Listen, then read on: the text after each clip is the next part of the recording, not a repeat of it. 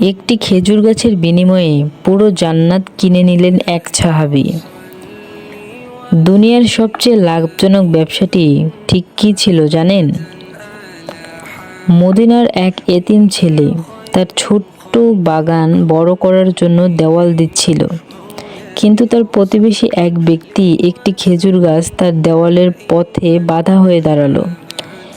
এতিম ছেলেটি গাছটি চাইল, সে দিতে অস্বীকার করল। বিষয়টি রাসূল সাল্লাল্লাহু আলাইহি সাল্লামের কান পর্যন্ত পৌঁছালো।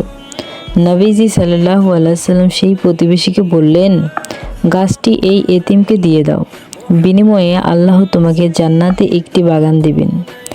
কিন্তু দুনিয়া লোভী সেই ব্যক্তি রাজি হলো না।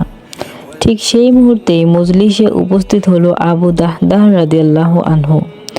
তিনি নবীজির প্রস্তাব শুনে দাঁড়িয়ে গেলেন। তিনি ওই প্রতিবেশীর কাছে গিয়ে বললেন, তুমি কি জানো আমার 600 খেজুর গাছ বিশিষ্ট একটা বাগান রয়েছে? লোকটি বলল, হ্যাঁ, সেটা কে না জানে। আবু দাহদাহ বললেন, আমার সেই বিশাল বাগানের বিনিময়ে তোমার এই একটি গাছ আমাকে দেবে? লোকটি খুশিতে রাজি হয়ে গেল। আবু দাহদাহ সেই গাছটি কিনে এতিমকে দান করলেন। আবু দাহদাহ নিজের বাড়িতে ফিরে গেলেন এবং বাগানের গেটে স্ত্রীকে ডেকে বললেন, হে উম্মে দাহদাহ, বাচ্চাদেরকে নিয়ে বাগান থেকে বেরিয়ে এসো। আমি এই বাগানটি আল্লাহর কাছে জান্নাতের একটি বাগানের বিনিময়ে বিক্রি করে দিয়েছি।